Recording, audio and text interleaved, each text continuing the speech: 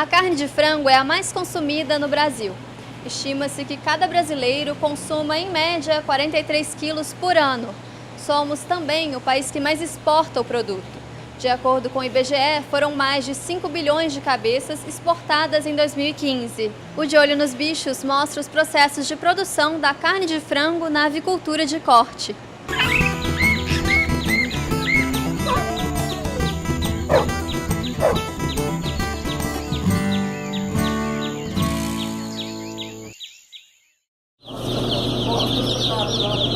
Algumas décadas atrás, por volta de 1950, por exemplo, um frango ele demorava aproximadamente 100 dias para chegar num peso de 2,6 kg, 2,7 kg. Hoje, atualmente, esse frango chega nesse mesmo peso com 40 dias, 42 dias. E além disso, ele consome muito menos ração do que ele consumia anteriormente, para poder produzir essa maior quantidade de carne, que a gente chama de conversão alimentar, que é o tanto que o frango come para ele produzir em carne. O uso de hormônios realmente é um mito na criação de frangos, isso realmente não existe. O frango, ele tá hoje, tem essa capacidade toda de produzir carne, né, de crescer também assim, é realmente por causa da genética que foi evoluindo ao longo dos anos e por causa de uma boa nutrição. Nem sei como surgiu esse mito, né? Porque hormônio é uma proteína. E para a gente passar essa proteína através da ração, ali na moela, no proventrículo, ela vai ser quebrada. Então já perde toda a conformação de um hormônio. Se fosse injetável, como que eu vou injetar hormônio em mais de 40 mil aves?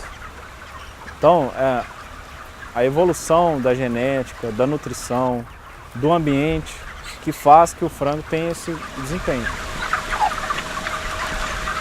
A maior parte da ração produzida no Brasil hoje é a base de milho e soja. Além disso, existem outros ingredientes que são utilizados, sal, calcário para fornecer cálcio, farinha de carniosa ou fosfato bicálcico, então existem vários ingredientes, a base milho e soja. E além disso também a gente utiliza sempre um complexo vitamínico mineral chamado de premix, que ali estão as vitaminas minerais necessárias e também alguns componentes a mais, como por exemplo os anticoxidianos. A coccidiose é uma doença comum hoje na produção de frangos de corte, que pode não trazer nenhum problema para o ser humano, mas pode acarretar em prejuízo econômico, porque o frango não vai crescer, desenvolver tão bem assim. Existem também nesses complexos vitamínicos minerais os promotores de crescimento. Os promotores de crescimento, muitas vezes, acho que foi até isso que criou a confusão toda com o hormônio, talvez por esse nome, né, promotor de crescimento. Mas, na verdade, são antibióticos que são utilizados em doses inferiores, justamente como promotores de crescimento, para melhorar a produção dos frangos. Mas isso vem diminuindo ao longo dos anos e estão trazendo cada vez mais substitutos para esses antibióticos que são utilizados. Se fala muito hoje em resistência da bactéria aos antibióticos. E que essa bactéria, com essa resistência, poderia ser uma bactéria que poderia chegar ao ser humano. Então, há muitos especialistas, muitos pesquisadores da área que contestam que isso é muito difícil de acontecer. Porque, primeiro, a carne ela é submetida a uma alta temperatura para o cozimento. Então, normalmente, esses agentes, as bactérias, eles não resistem a essa alta temperatura. O antibiótico chegar na carne não vai acontecer, porque as empresas, a maioria delas, as empresas sérias, todas elas retiram esse antibiótico e esse anticoccidiano antes do abate dos frangos. Esses antibióticos e anticoccidianos, esses aditivos, eles têm o que a gente chama de período de carência.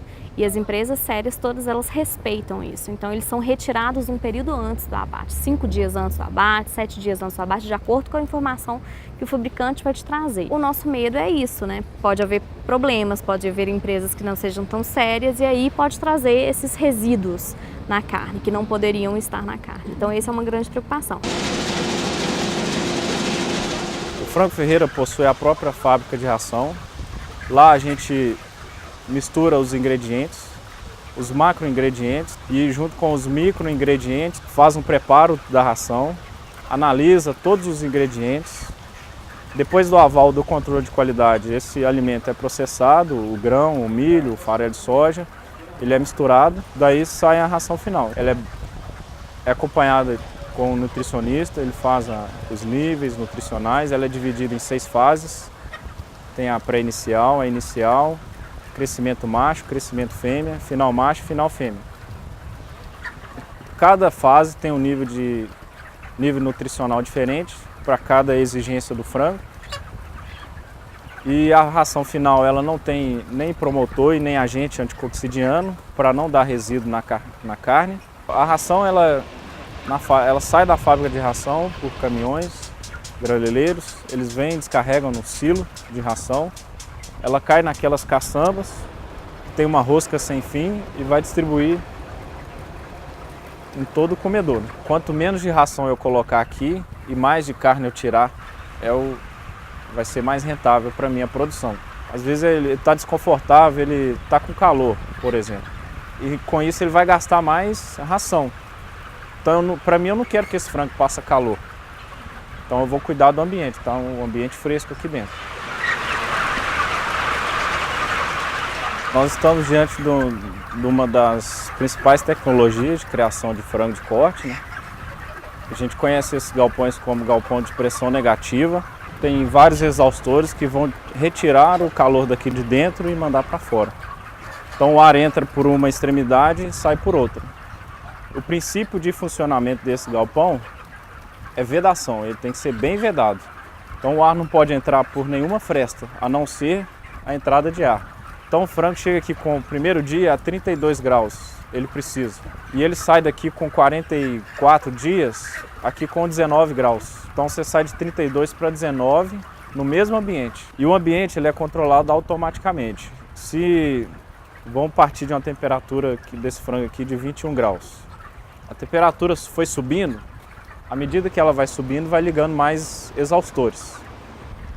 Esgotou o número de exaustores, já ligou tudo, vai ligar a placa evaporativa. É uma espécie de um radiador de um carro, onde cai uma água e o ar passa entre essas placas, ele resfria, então entra um ar mais fresco.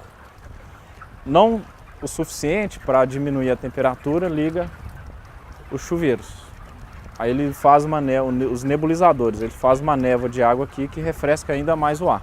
Um galpão desse, se faltar energia, a gente pode perder o plantel todo em menos de 1 hora. Então o primeiro item do projeto para esses galpões é um gerador de energia. Se a ave não tem um aquecimento adequado no galpão, ela também vai desenvolver, ela pode sofrer com isso. Ela pode não se alimentar adequadamente ou mesmo esse frio faz com que ela enfraqueça e aí ela fica mais suscetível também a adquirir doenças. E a falta ou a não alimentação adequada faz com que ela também não desenvolva um sistema imunológico muito adequado e que consiga combater esses agentes infecciosos. As medidas preventivas, elas incluem desde o conforto para a ave, ter um ambiente adequado para esta ave, desde o cuidado também com a limpeza, desinfecção dos galpões e também com relação à biosseguridade, ou seja, aquela granja ela deve ter um cuidado com relação à entrada de visitantes, de pessoas e também um controle com o acesso de outros animais a essa granja. Os principais problemas enfrentados é justamente essas medidas de biosseguridade. Alguns produtores relutam em implementá-las, eles não acreditam na importância dessa biosseguridade. Então, desde 2007, o IMA tem trabalhado intensificadamente. A resistência maior está na questão de colocar tela nas granjas. Por quê? A tela, o objetivo da tela é impedir a entrada de pássaros que possam levar doenças para as aves domésticas, no caso os frangos de corte. E o custo dessa tela seria a maior justificativa dos produtores para não implementar essas medidas. Uma outra forma de controle das doenças seria a vacinação. Então essa vacinação, ela pode ser feita na propriedade, quando os frangos ou os pintinhos, ainda de um dia, chegam na propriedade. Hoje está se utilizando muito a vacinação no próprio incubatório e muitas vezes em ovo. Então essa vacinação em ovo, ela é mais uniforme Em algumas doenças, ela é preferível do que fazer essa vacinação na ave já com 1, 2 dias, quando ela está na propriedade. No nosso caso, da empresa Franco Ferreira, as aves já vêm vacinadas do incubatório. Não precisa fazer nenhum tipo de vacinação aqui no campo. Se porventura as aves pegam alguma doença, tem alguns tratamentos que a gente pode fazer. Como a vida desse frango é de ciclo muito curto, então acaba que às vezes a gente não consegue fazer muitas coisas, retirar as aves, abatê-las, fazer um processo de limpeza e desinfecção bem feito no galpão, para que as outras aves que vão ser alojadas aqui não tenham o mesmo problema. Quando acontece uma doença, em primeiro lugar, essa doença tem que ser diagnosticada, feito um diagnóstico correto com relação a essa infecção. Dependendo da doença, existe um tratamento sim que pode ser utilizado, que eles utilizam antibióticos, isso se for uma infecção bacteriana. Normalmente nas infecções virais não há utilização de antibióticos, a não ser que seja para combater uma infecção secundária que chegue após a infecção viral. E o médico veterinário sabe que quando e muitas vezes o produtor também, ele conhece essa situação, quando o lote está na fase final, poucos dias antes de ser enviado para o abate, alguns medicamentos não podem ser utilizados porque eles deixam resíduos na carne, que vai para o consumo humano. Então, alguns medicamentos não são permitidos que sejam utilizados no final do lote. Então, nesse caso, a ave que está muito doente, ela é descartada.